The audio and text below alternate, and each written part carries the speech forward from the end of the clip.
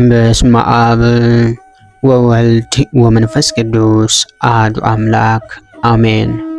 እንኳን በነሐሴ 1 ቀን ታስበውና ተከብረው ለሚውሉ ለቅዱሳን በዓላት በዚህ ዕለት ለቅድስት ጾመ ፍልሰታ ለማርያምና ለቅዱሳኑ ዓመታዊ የዕረፍት በዓል በሰላም አደረሳችሁ አደረሰን። ቅድስት ጾመ ፍልሰታ ለማርያም። ቸሩ እግዚአብሔር ለሰው ልጆች ከሰጠው ጸጋ አንዱ ጾም ነው። የሰው ልጅ ከፈጣሪው ክብር እንዲደረግለት ክፋትን መስራት የለበትም፣ መልካም መሆንም ይጠበቅበታል። ለዚህም ምንጮች ደግሞ ጾም፣ ጸሎትና ስግደት ናቸው። ያለ እነዚህ ምግባራት መቼም ጻድቅ መድረስ አይቻልም። ሌላው ይቅርና እኛ ክፉዎች የሰማይና የምድር ፈጣሪ የክብር ሁሉ ባለቤት ጌታችን መድኃኒታችን ኢየሱስ ክርስቶስ ስጋችንን በተዋሃደ ጊዜ የመጀመሪያ ስራ ያደረገው ጾምን ነው። ስለዚህ ቅድስት ቤተ ክርስቲያን 7 አጽዋማትን በጉባኤ ሰርታ በአዋጅ እንዲጾሙ ታደርጋለች። ከነዚህም አንዱ ጾመ ፍልሰታ ነው። ፈለሰ ማለት ሄደ፣ ተጓዘ እንደማለት ሲሆን ፍልሰታ ማለት የእመቤታችን የቅድስት ድንግል ማርያምን የእርገት ጉዞ የሚያዘክር ቃል ነው። እመብርሃን በዚህ ዓለም ለ64 ዓመታት ኑራ ካረፈች በኋላ ስጋዋ እንደኛ አልፈረሰም። ለጊዜው በዕፀ ሕይወት ስር ቆይታ እንደ ልጇ ትንሣኤ ተነስታ አረጋለች። እርሷ በሁሉ ነገሯ ቀዳሚና መሪ ናትና። ጾመ ፍልሰታን የጀመሩት አበው ሐዋርያት ሲሆኑ እንድንጾምም ሥርዓት የሰሩ ራሳቸው ናቸው። ከ7ቱ አጽዋማትም እጅግ ተወዳጅና እየተናፈቀች የምትጾም ጾም ናት። ካህናትና ምዕመናንም ጾሟን እንደየአቅማቸው ክብር በሚያሰጥ መንገድ ይፈጽሟታል። የቻሉ ወደ ገዳማት ሄደው ጥሬ እየቆረጠሙ ውሃ እየተጎነጩ ክብርን ያገኛሉ። ሌሎች ደግሞ ባሉበት ደብር አካባቢ እያደሩ ሌሊት ሰዓታቱን በነገ ኪዳኑና ውዳሴ ማርያምን ትርጓሜውንም በሰርክ ደግሞ ቅዳሴውን ይሳተፋሉ። የኔ ቢጤ ደግሞ ደካማ ጠዋት ማታ ደጇ እየተመላለሰ አደራሽን ድንግል ይላታል። በእርሷ አምነን አፍረን አናውቅምና ነጋ መሸ ሳንል እንማጽናታለን። ጽንዕት በድንግልና ስርጉት በቅድስና እመቤታችን ጸጋውን ክብሩን እንዳይነሳን ለምኝልን። አእምሮውን ልቦውን ጥበቡን በልቦናችን ሳይብን አሳድርብን። ጾሙን የፍሬ የትሩፋት የበረከት አድርግልን። በዚህ ዕለት ታስበውና ተከብረው የሚውሉ ቅዱሳን ዮሴፍና ኒቆዲሞስ ናቸው። እጅግ የተወደዱ ሞገስ የሞላባቸውና ፈጣሪያቸውን በክብር ገንዘው የቀበሩ አባቶች ናቸው። ቅዱስ ዮሴፍ ዘአርማትያስ። ቅዱሱ በእስራኤል ምድር ተወልዶ ያደገ ኦሪትን የተማረ ባለጠጋ ሰው ነው። የተማረ ደግ ሰው ነውና የክርስቶስን መምጣት በተስፋ ይጠብቅ ነበር። ባገኘውም ጊዜ በአዳኝነቱ ወይም በመሲህነቱ አምኖ በስውር ተከታዩ ነበር። ቅዱስ ኒቆዲሞስ። ወንጌል እንደሚነግረን ይህ ሰው የአይሁድ አለቃ፣ መምህር፣ ዳኛ፣ ሀብታም ሰው ነበር። እነዚህ ሁሉ ማነቆዎች ግን እርሱን ከፈጣሪው ሊያስቀሩት አልቻሉም። ሌሊት እየመጣ ከጌታችን እግር ስር ይማር ዘንድም አድሎታል።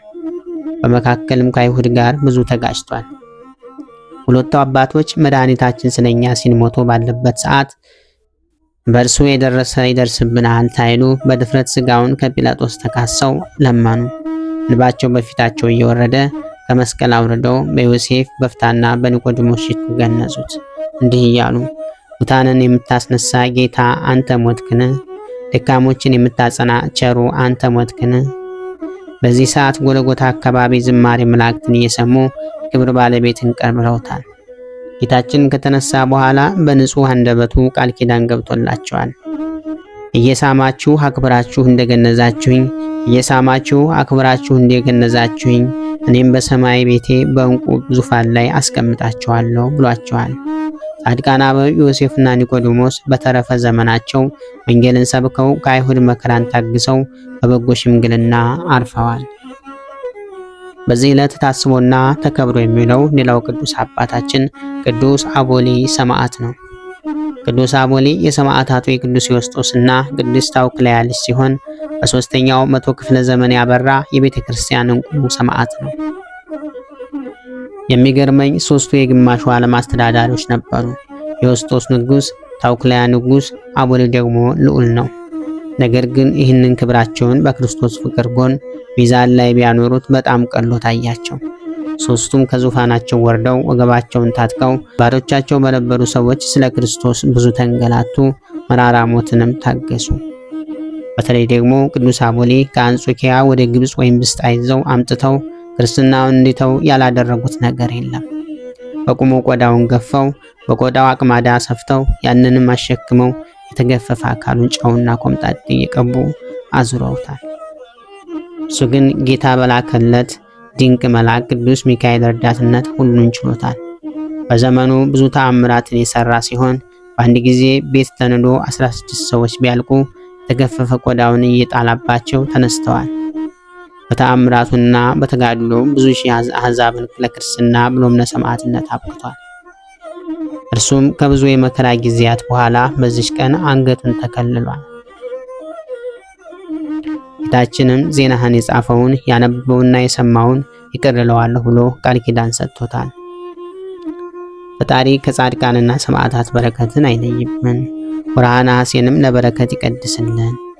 ነሐሴ 1 ቀን የሚከበሩ ዓመታዊ የቅዱሳን በዓላት በዓተ ጾም ፍልሰታ፣ አበው ሐዋርያት ዮሴፍና ኒቆዲሞስ፣ ቅዱስ አቦሊ ሰማዕት፣ ታላቁ ቅዱስ ጰላሞን ገዳማዊ፣ ቅድስት ሐና የመብርሃን እናት፣ ቅድስት ሐና ነቢይት ወለተ ፋኑኤል፣ ደናግል ቅዱሳት የንግሥት ሶፊያ ልጆች ናቸው።